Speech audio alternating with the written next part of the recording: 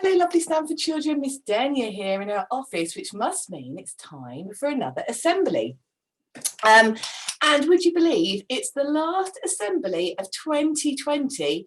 And thank goodness, because would you believe this is about the 6th time I've had to record this or start re-record it again, because there's been so many things happening while I've been trying to record it. So, but I'm not going to give up. I am determined and I'm going to persevere and keep going. So hopefully this will be a really lucky one.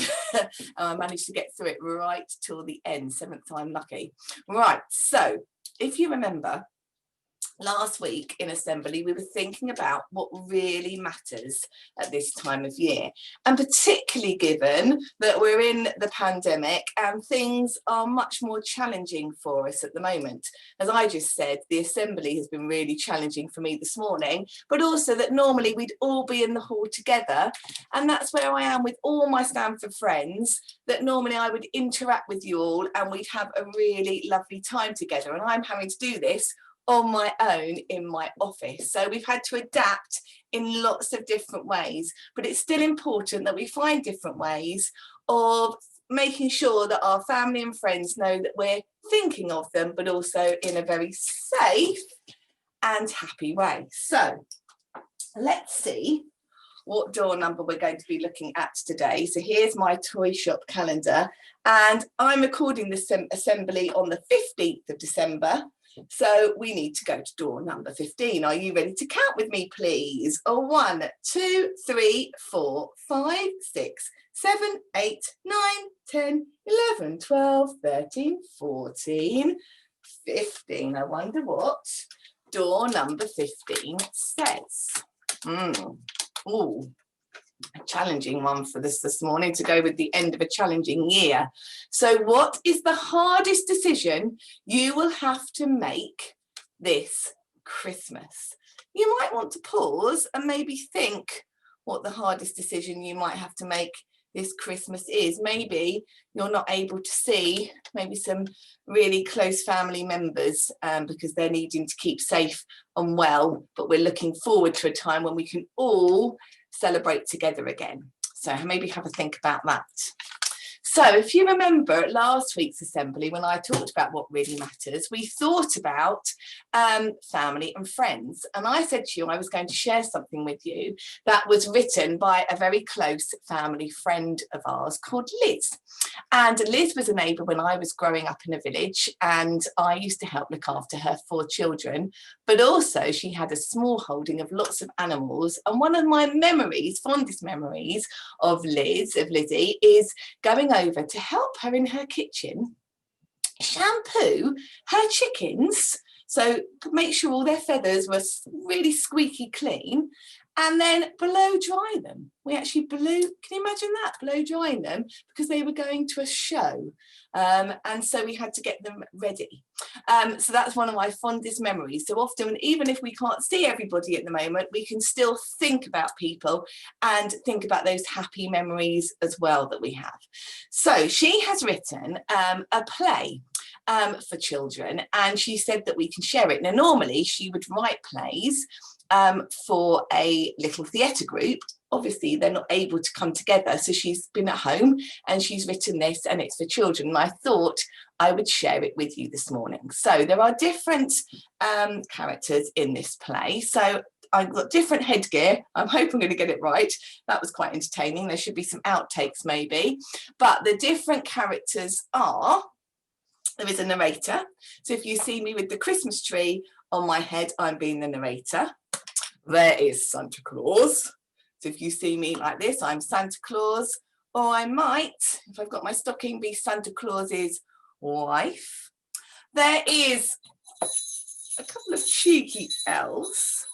So there is elf 1, and then there is elf 2, and then finally there is a child. So if you see me with the reindeer antlers on, I am being a child. So are you ready then? I hope you enjoy. I hope you're sitting comfortably, because this is called Santa's Christmas Hiccup. So, 'twas Christmas Eve, that magic night, when skies are clear and stars shine bright. when reindeer pulling Santa's sleigh gallop across the Milky Way, while in hope that they might hear the joyful sound of sleigh bells near. Children their hopeful watch do keep, till gently they drift off to sleep. That night a child prepared for bed, with thoughts of Santa in his head. A week ago he'd sat and wrote in his best hand a pleasant note, asking Santa if he could bring him some toys, as he'd been good. Before he climbed into his bed, he remembered the reindeer must be fed. He placed some carrots on the chair, hoping Santa would spot them there. The thoughtful child then poured a tumbler of Dad's best sherry and a number of mince pies, still warm and crumbly, for Santa should he be feeling hungry. Then to his bed he tucked up tight.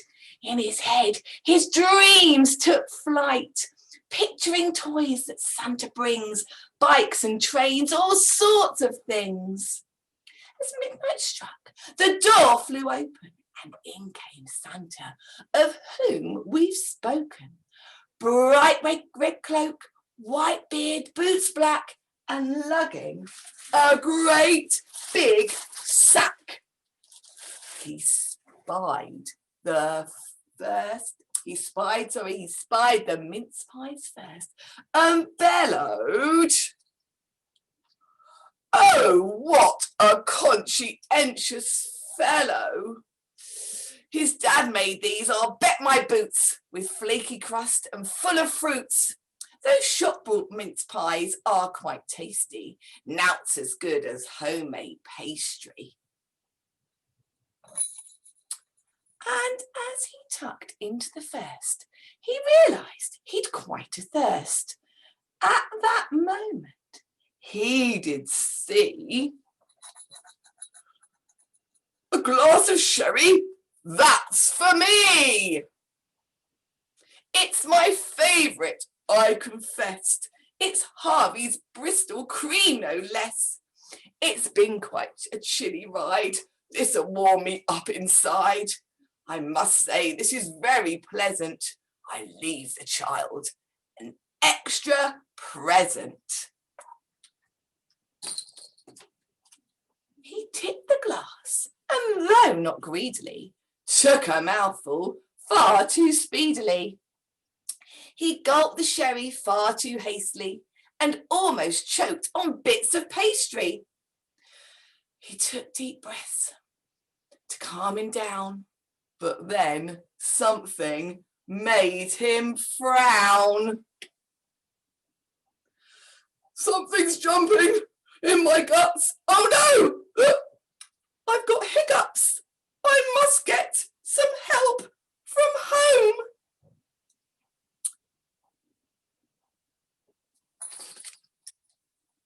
And from his cloak produced a phone. "I need assistance. Please come quickly. A remedy to clear a hic."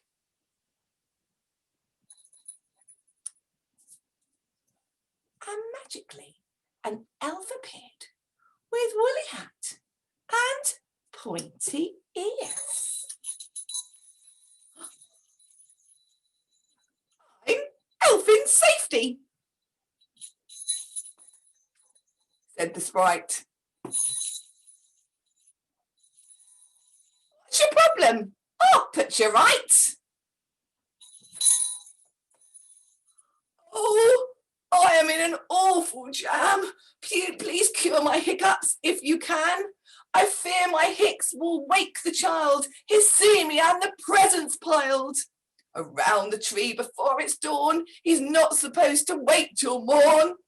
If I'm seen, it could be tragic. It'll be the end of all the magic. No more visits Christmas Eve to all the children who believe. No more presents, no more toys for all those special girls and boys. Oh dear, I'm really in a pickle. Shouldn't have been tempted by the tipple.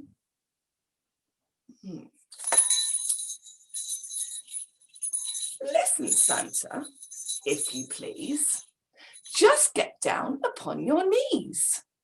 Drink the sherry, downside up. Believe you me, no more hiccup.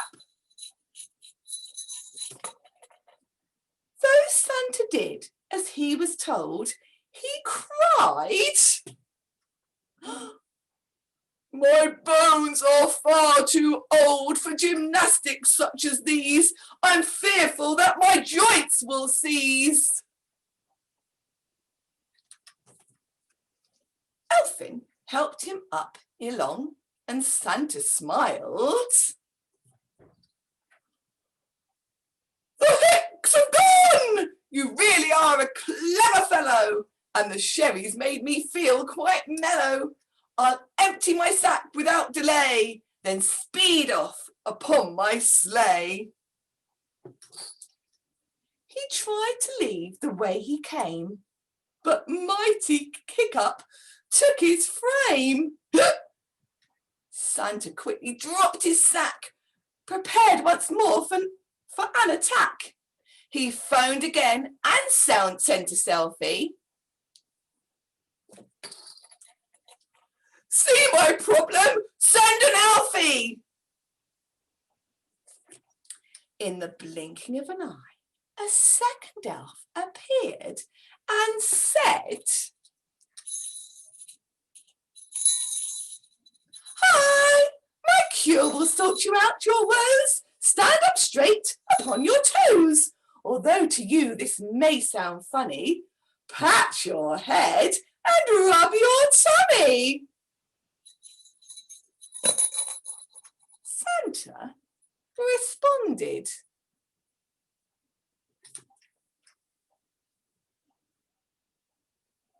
"Are you kidding?" But to be fair, did Elfie's bidding, so he didn't feel a fool. The elves join in as if it was cool to smack your head and rub your belly while Santa's wobbled like a jelly. This caused the elves a lot of laughter, but Santa cried out minutes after, "Can't you see this is not working? I've wasted time while you were smirking." So now, in total desperation, he called once more the North Pole station, hiccuping loudly as he pleaded, "I'm frantic now, more help is needed. The hicks are getting worse, I fear." His wife replied,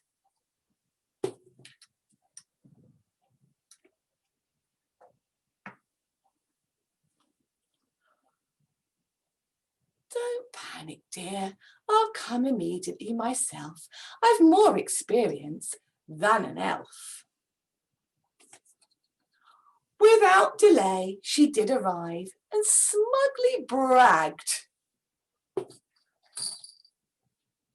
"Phew, that was some drive. I drove your old sleigh. 'Twas very dusty. The reindeer ancient, the brakes quite rusty."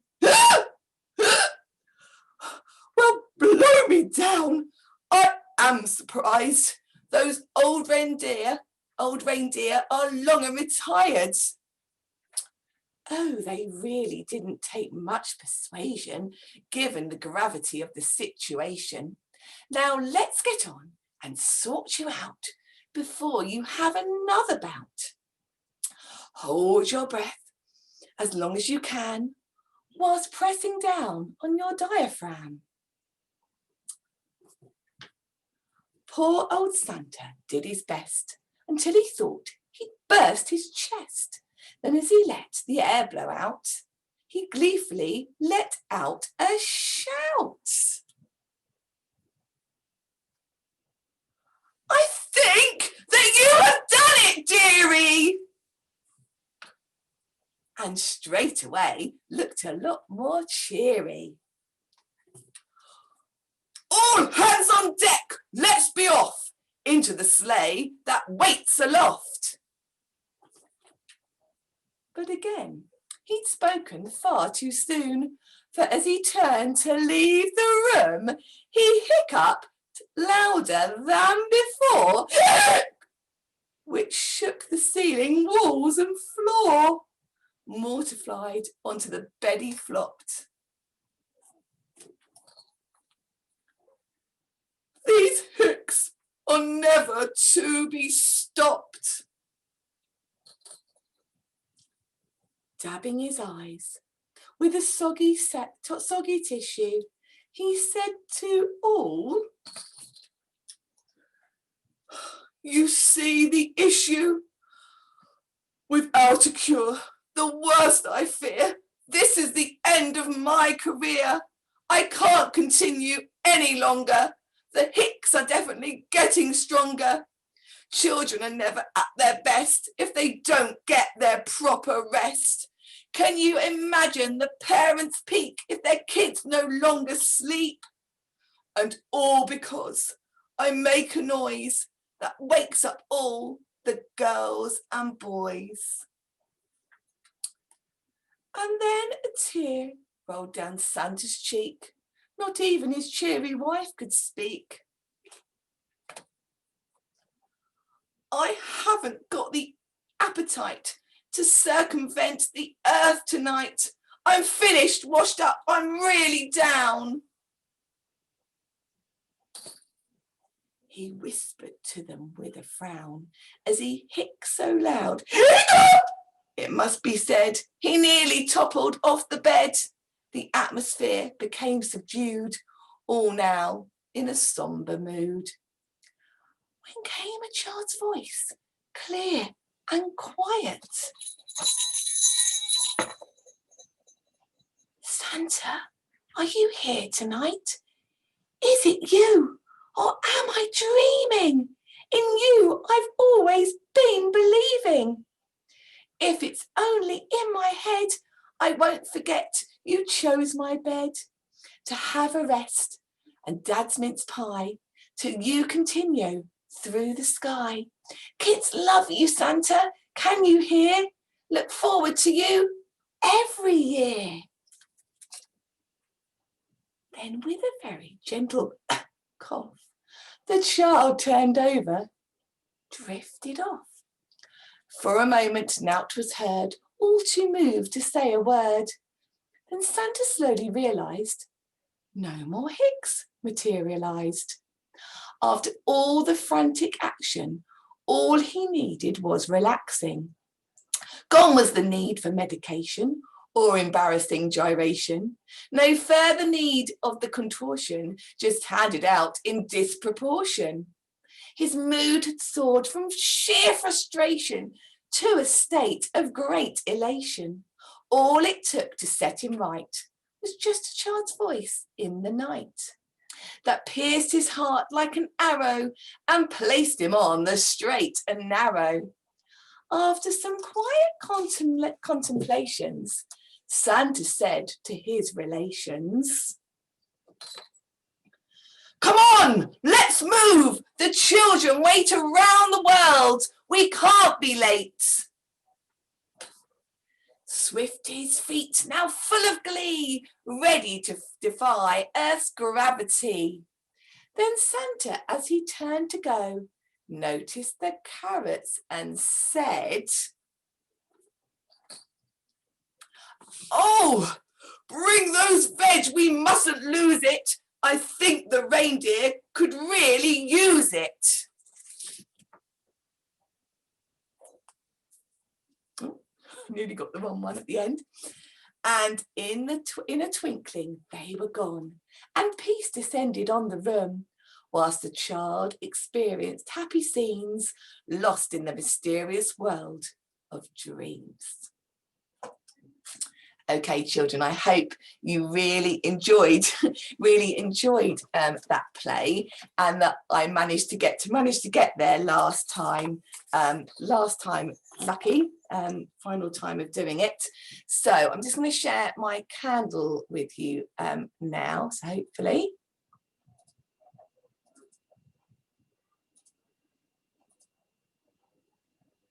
Sorry.